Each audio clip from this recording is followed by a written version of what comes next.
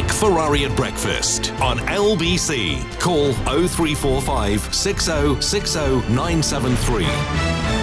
Coming to you, Johnny, you'll be the next caller on the subject of the paedophile murderer, who looks like he's going to be a free man. A couple of emails before we go to that. Mike and Crawley, I don't care if the man poses a threat to the public or not. He's not in prison for that. He's in prison for depriving two innocent girls of their lives in the most horrendous fashion. He would have been hanged, but as politicians abolished that and promised life would mean life, another lie, they now want to set him free. As for your contributor, perhaps more concerned for the victims rather than the perpetrator, may make the criminal justice farce more effective. And this is a very powerful one from John in Manchester. My brother was murdered by his girlfriend 6 years ago. She stabbed him 7 times in the neck and back.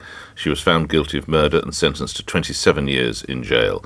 I honestly believe for people who murder someone, especially children, they should receive the death sentence.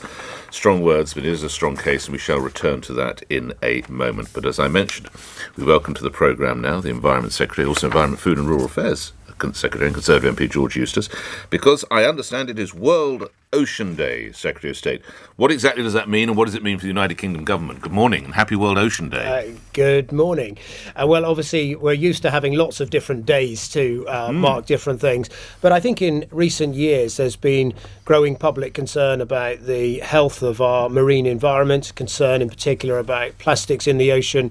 And so World Ocean Day, which is marked around the world, has gained in salience in recent years. And the key thing we're announcing today, contributing to this, is that we are going to start piloting something called highly protected marine areas, which are designations. We have lots of marine protected areas now, but these are designations where you end all extractive activities, such as aggregates or indeed offshore wind and fishing activities as well, to allow patches of our ocean to fully recover and get back to their natural state. Okay, thank you for the background on that. Perhaps I could just move you to a couple of other areas. One headline says today that lockdown lifting could be delayed by a fortnight. This follows a downbeat briefing from Chris Whitty and Sir Patrick Vallance. What can you share as a Cabinet Minister? What can you share with the public of that briefing? Obviously nothing that's ultra secret, but what did you learn? Yes, well, look, I wasn't at that particular briefing, and the Cabinet will obviously probably consider this issue at the weekend. The Prime Minister's been clear all along that we will take this a step at a time. The date of the 21st of June was the earliest that we would have a full removal of all of those legal restrictions. And the critical thing that we've really got to assess is, we know that there's an increase in the infection rate, and then it's now predominantly the new variant first identified in India. The critical test really is, are people who've been vaccinated at risk from that variant? And that's what we need to judge. It's encouraging at the moment in that so far of hundreds of hospitalisations there's been in recent weeks, I think only 3 are from people who've had the vaccine. But we just need to make sure we fully understand that data before we decide on next steps.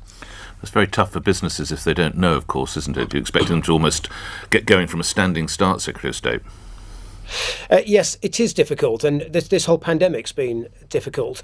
But obviously, we did the last set of easing of the restrictions on the 17th of May. That means now that most pubs and restaurants are open pretty much normally, although, of course, they've got some of those restrictions and social distancing still in place. I know that they like to get back to full normality, but they are able now to be trading, and I think most of them are finding that they're getting a good trade because, of course, the public have had months and months of lockdown and are keen to get back to life as normal. So we will learn on Monday our fate for June the 21st, you understand? As in next Monday, we'll learn our fate for June the 21st, is that right? The 14th of June, yes, and okay. I think that's next Monday. Okay. And that's when we will assess that data and decide what to do as next steps. One other thing that's been very challenging is the people who went to Portugal thinking they could have a half-term holiday, and then they were obviously told that the country was moving out of green and into amber. Why was there no warning of that?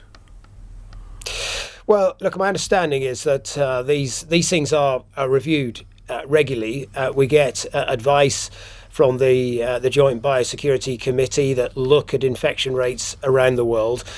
The key thing in Portugal is there was a significant uptick. I know that, but why were the infection. people not warned? We're aware of that. We were told there would be warnings so that we didn't have the shambles of last year. It never happened, Mr. Eustice.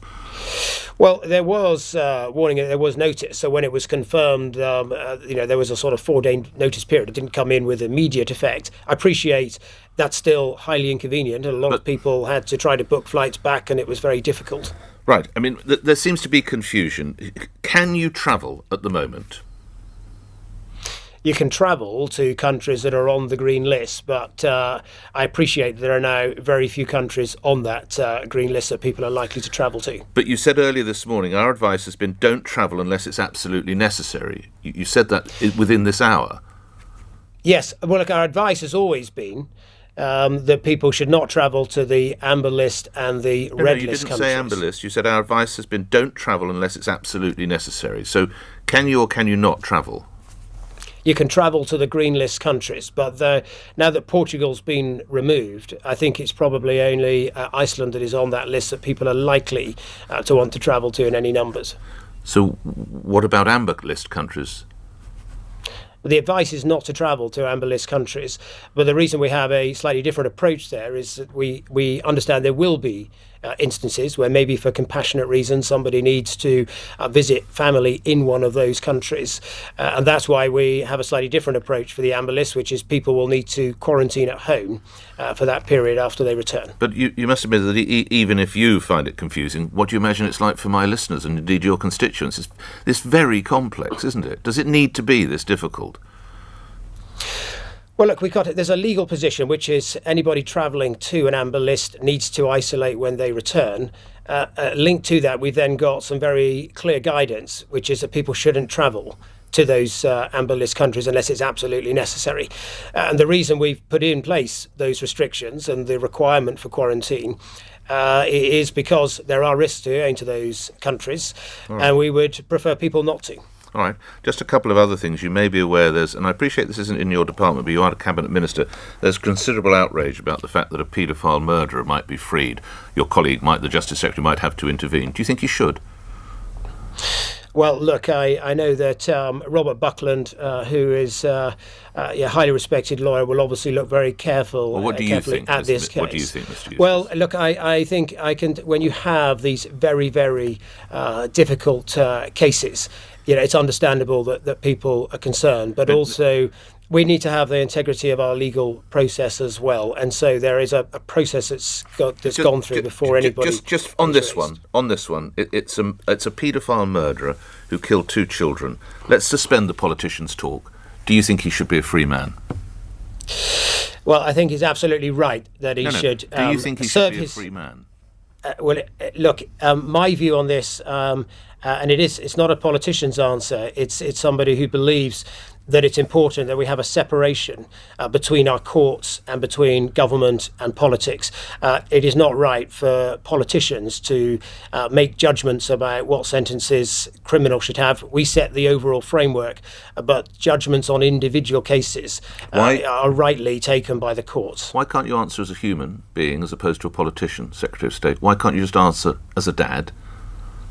Well, look, when you have horrendous cases like this, of course, I think it's right that people should serve a tough sentence. And we have guidance that's put in place about what those sentences should be.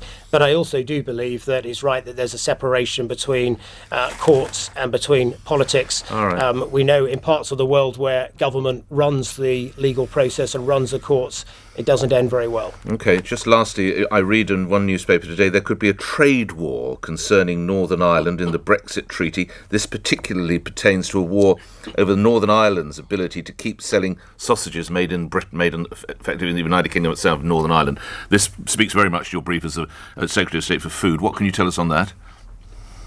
Well, I don't think there's any need for any trade war, but the Northern Ireland Protocol... What is the problem about Northern Irish sausages then?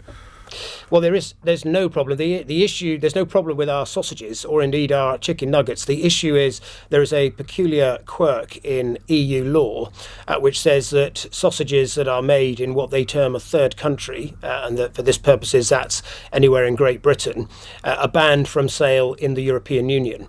Our view is that obviously Northern Ireland is an integral part of the UK, so that's not an export trade, and therefore that trade should be allowed to continue.